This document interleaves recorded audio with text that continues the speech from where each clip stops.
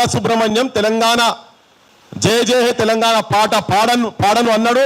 ఆయన ఒక commercial artist. ఇక్కడ తెలంగాణ సమాజం గురించి, ఇక్కడ జీవితం గురించి, ఇక్కడ ప్రజల గురించి ప్రాణత్యాగాలు చేసిన వాళ్ళు, ప్రజా సాహిత్యం రాసినటువంటి వాళ్ళు ఎంతో మంది పుట్టినటువంటి గడ్డ, ఎంతో మందికి పురుడు పోసుకున్నటువంటి గడ్డ. ఈడ వాళ్ళే కావాలి మాకు మొదటి వరుసలు అని చెప్పినాం. అప్పుడు కూడా అమ్మనా బూతులే, అడ్డగోలుగా బూతులు. ఇక మామూలు కాదు, నేను చెప్పలేను, నేను ఈ మైకుల ముంగడ చెప్పలేను.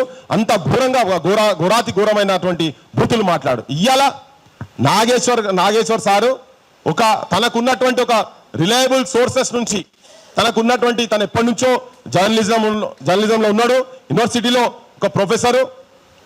ఇలా ప్రపంచం మొత్తం మన ప్రాంతం వాళ్ళు ప్రపంచ స్థాయి మీద మాట్లాడగలిగినటువంటి ఒక వ్యక్తి అక్కడ ఉన్నాడు. ఇవాళ ఇక్కడ పాశం యాదగిరి గారు ఉన్నారు, తర్వాత వినాయక్ రెడ్డి సార్ ఉన్నారు, ఇట్లా చాలా మంది ఇప్పుడు వస్తున్నారు, మారవు శ్రీధర్ గారు కూడా వస్తున్నారు.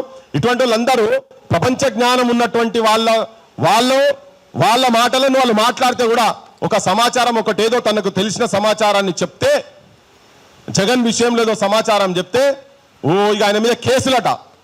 ఈ కేసుల కథ ఏంది, భూతు పురాణం మొత్తం. అసలు నువ్వోనిరా, మా ఆంధ్ర రాజకీయాల గురించి మాట్లాడేందుకు నువ్వోనిరా అని చాలా ఘోరంగా, చాలా హీనంగా నువ్వోనిరా అది మాట్లాడొద్దా? అది రాజ్యాంగంకెళ్ళి అవతలున్నదా? మనం ఏమైనా మాట్లాడితే వేరే తిరగబోతుంది.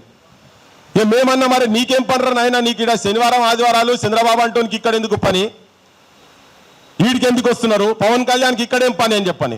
ఎందుకంటే ఇక్కడికి వచ్చి వాళ్ళు ఏం చేస్తున్నారు అంటే ఇక్కడ వాళ్ళ ఆస్తులు, వాళ్ళ బిజినెస్లు, వాళ్ళ దందాలు నడుపుకునేటువంటి పని వాళ్ళు ఇక్కడ చేస్తున్నారు. కాబట్టి ఇక్కడ రాజకీయాలలో ఇక్కడ ప్రజల లోపల శాంతి లేకుండా చేసేటువంటి పని చేస్తున్నారు. మా సార్ కూడా అన్నారు, నాగేశ్వర్ సార్ వచ్చినాక మాట్లాడదాం అనుకున్నా, వచ్చినాక మళ్ళీ మాట్లాడుతూ ఈ మాట. కానీ మా సార్ అన్నాడు, నిన్న ఒక ఇంటర్వ్యూలో చెప్పిండు, నేను అక్కడ వాళ్ళకు ఇక్కడ ఇన్లెందుకు అని చెప్పని, చంద్రబాబు నాయుడు అక్కడ ముఖ్యమంత్రి ఉన్న తర్వాత ఇక్కడ ఇన్లెందుకు, డిప్యూటీ సీఎం ఉన్నటువంటి పవన్ కళ్యాణ్కు ఇక్కడ ఇన్లెందుకు అని నేను అనదలుచుకోలేదు, నాకు సంస్కారం ఉన్నది అని చెప్పని అన్నాడు సార్. నేను సార్తో వచ్చినాక ముంగట మాట్లాడతాను, నేను సార్ ముంగట కూడా మాట్లాడతా, ఇప్పుడు మాట్లాడదు అనుకున్నా కానీ జస్ట్ స్టార్టింగ్లో వాడు చెప్తున్నా. ఈ సంస్కారం ఏందో నేను సార్ ముంగటనే మాట్లాడదలుచుకున్నాను. ఎందుకంటే ఇట్లా ఏమవుతుందంటే ఇప్పుడు తనను కూడా వదులుతలేరు కదా, తనను వదులుతలేరు. ఎట్లా పడతాడు లెఫ్ట్ అండ్ రైట్ కొట్టేసిరు.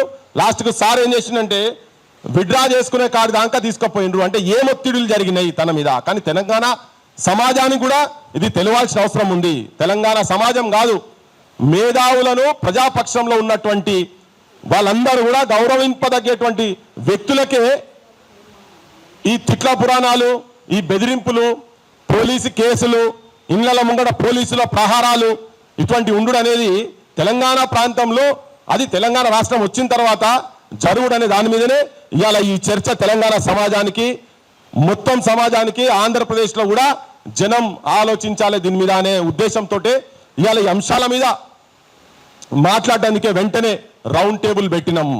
అందరినీ, కొంతమంది అంటే మేము అందరికీ ఫోన్లు చేసి పిలవలేకపోయినాం, కానీ మెసేజ్లు ఎవరెవరి ద్వారానైతే ఇప్పియాలనుకున్నామో వాళ్ళకైతే చెప్పినాం. వాళ్ళు ఒకరికొకరు వాళ్ళు వస్తున్నారు. మొట్టమొదలు నేను ఈ విషయం పట్ల మన దగ్గర ఉన్నటువంటి తెలంగాణ గర్వపడేటువంటి ఒక మేధావి పాశం యాదగిరి గారు, ఒక మేధావి కాదు, క్షేత్రస్థాయిలో కూడా పని చేసుకుంటా ఇక్కడ ప్రజా సమస్యలు ఉంటాయి. అక్కడ ప్రజా సమస్యల మీద మొదటి నుంచి, ఇప్పటి నుంచి కాదు, తన జర్నలిస్ట్గా ఉన్నప్పటి నుంచి కూడా అదే జర్నలిస్ట్ల కులంకెళ్ళి వచ్చింది కాబట్టి మొట్టమొదటి పాశం యాదగిరి గారు మాట్లాడాల్సిందిగా కోరుతున్నాను.